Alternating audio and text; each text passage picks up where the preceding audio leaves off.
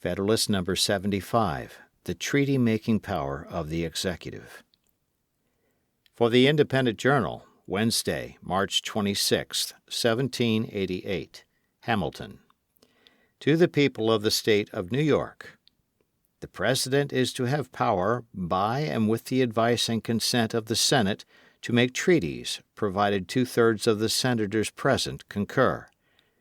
Though this provision has been assailed on different grounds with no small degree of vehemence, I scruple not to declare my firm persuasion that it is one of the best digested and most unexceptionable parts of the plan.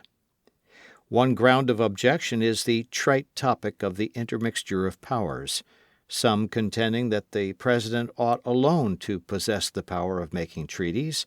others that it ought to have been exclusively deposited in the Senate. Another source of objection is derived from the small number of persons by whom a treaty may be made. Of those who espouse this objection, a part are of the opinion that the House of Representatives ought to have been associated in the business,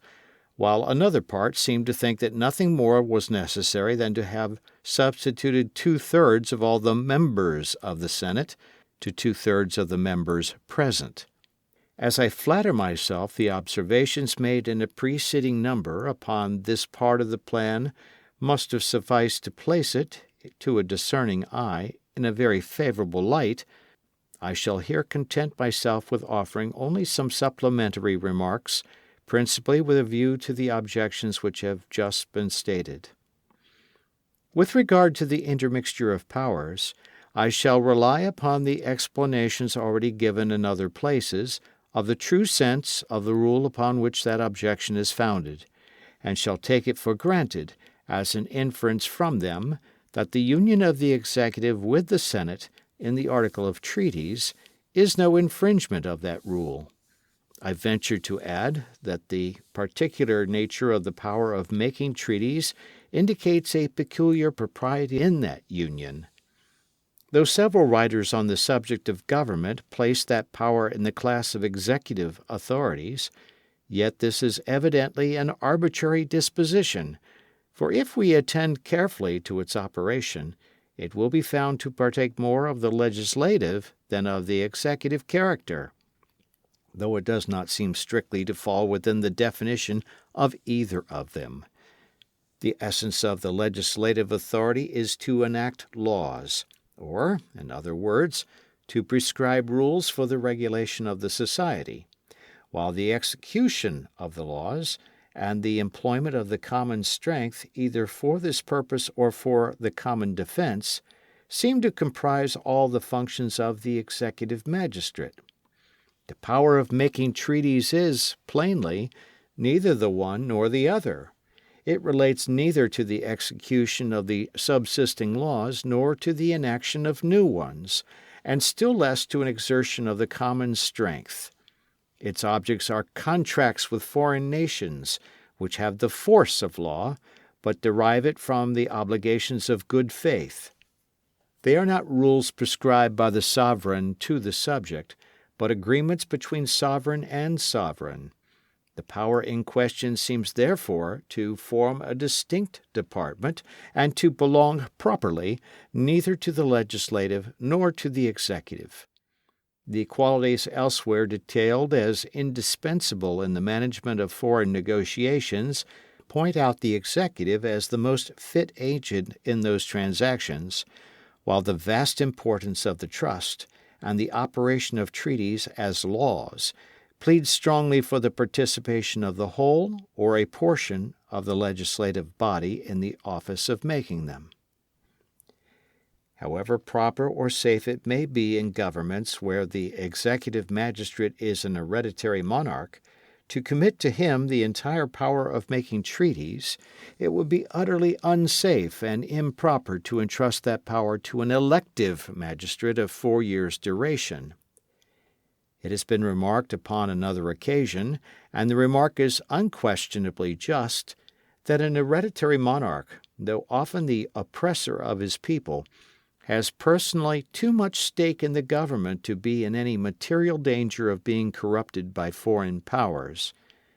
but a man raised from the station of a private citizen to the rank of chief magistrate, possessed of a moderate or slender fortune, and looking forward to a period not very remote when he may probably be obliged to return to the station from which he was taken, might sometimes be under temptations to sacrifice his duty to his interest, which it would require superlative virtue to withstand. An avaricious man might be tempted to betray the interest of the state to the acquisition of wealth. An ambitious man might make his own aggrandizement, by the aid of a foreign power, the price of his treachery to his constituents. The history of human conduct does not warrant that exalted opinion of human virtue which would make it wise in a nation to commit interests of so delicate and momentous a kind as those which concern its intercourse with the rest of the world, to the sole disposal of a magistrate created and circumstanced as would be a President of the United States. To have entrusted the power of making treaties to the Senate alone would have been to relinquish the benefits of the constitutional agency of the President in the conduct of foreign negotiations.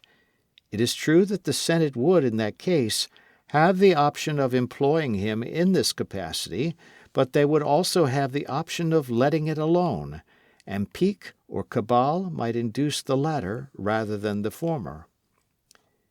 Besides this, the ministerial servant of the Senate could not be expected to enjoy the confidence and respect of foreign powers in the same degree with the constitutional representatives of the nation, and, of course, would not be able to act with an equal degree of weight or efficacy. While the Union would, from this cause, lose a considerable advantage in the management of its external concerns, the people would lose the additional security which would result from the cooperation of the executive. Though it would be imprudent to confide in him solely so important a trust, yet it cannot be doubted that his participation would materially add to the safety of the society. It must indeed be clear to a demonstration that the joint possession of the power in question by the President and Senate would afford a greater prospect of security than the separate possession of it by either of them. And whoever has maturely weighed the circumstances which must concur in the appointment of a President will be satisfied that the office will always bid fair to be filled by men of such characters as to render their concurrence in the formation of treaties peculiarly desirable, as well on the score of wisdom as on that of integrity.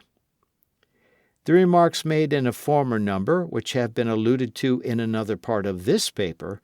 will apply with conclusive force against the admission of the House of Representatives to a share in the formation of treaties. The fluctuating and, taking its future increase into the account, the multitudinous composition of that body forbid us to expect in it those qualities which are essential to the proper execution of such a trust: accurate and comprehensive knowledge of foreign politics, a steady and systematic adherence to the same views, a nice and uniform sensibility to national character. Decision, secrecy, and dispatch are incompatible with the genius of a body so variable and so numerous. The very complication of the business, by introducing a necessity of the concurrence of so many different bodies, would of itself afford a solid objection. The greater frequency of the calls upon the House of Representatives, and the greater length of time which it would often be necessary to keep them together when convened, to obtain their sanction in the progressive stages of a treaty, would be a source of so great inconvenience and expense as alone ought to condemn the project. The only objection which remains to be canvassed is that which would substitute the proportion of 2/3 of all the members composing the senatorial body to that of 2/3 of the members present. It has been shown, under the second head of our inquiries, that all provisions which require more than the majority of any body to its resolutions have a direct tendency to embarrass the operations of the government, and an indirect one to subject the sense of the majority to that of the minority. This consideration seems sufficient to determine our opinion that the Convention have gone as far in the endeavor to secure the advantage of numbers in the formation of treaties as could have been reconciled either with the activity of the public councils or with a reasonable regard to the major sense of the community. If 2/3 of the whole number of members had been required, it would in many cases, from the non-attendance of a part, amount in practice to a necessity of unanimity. And the history of every political establishment in which this principle has prevailed is a history of impotence, perplexity, and disorder. Proofs of this position might be adduced from the examples of the Roman tribuneship, the Polish Diet, and the States General of the Netherlands. Did not an example at home render foreign precedents unnecessary? To require a fixed proportion of the whole body would not, in all probability, contribute to the advantage of a numerous agency better than merely to require a proportion of the attending members. The former, by making a determinate number at all times requisite to a resolution, diminishes the motives to punctual attendance. The latter, by making the capacity of the body to depend on a proportion which may be varied by the absence or presence of a single member, has the contrary effect. And as, by promoting punctuality, it tends to keep the body complete, there is great likelihood that its resolutions would generally be dictated by as great a number in this case as in the other, while there would be much fewer occasions of delay. It ought not to be forgotten that, under the existing Confederation, 2 members may, and usually do, represent a state, whence it happens that Congress, who now are solely invested with all the powers of the Union, rarely consist of a greater number of persons than would compose the intended Senate. If we add to this that as the members vote by states, and that where there is only a single member present from a state, his vote is lost, it will justify a supposition that the active voices in the Senate, where the members are to vote individually, would rarely fall short in number of the active voices in the existing Congress. When, in addition to these considerations, we take into view the cooperation of the President, we shall not hesitate to infer that the people of America would have greater security against an improper use of the power of making treaties under the new Constitution than they now enjoy under the Confederation. And when we proceed still one step further, and look forward to the probable augmentation of the Senate by the erection of new states, we shall not only perceive ample ground of confidence in the sufficiency of the members to whose agency that power will be entrusted, but we shall probably be led to conclude that a body more numerous than the Senate would be likely to become would be very little fit for the proper discharge of the trust. Signed, Publius.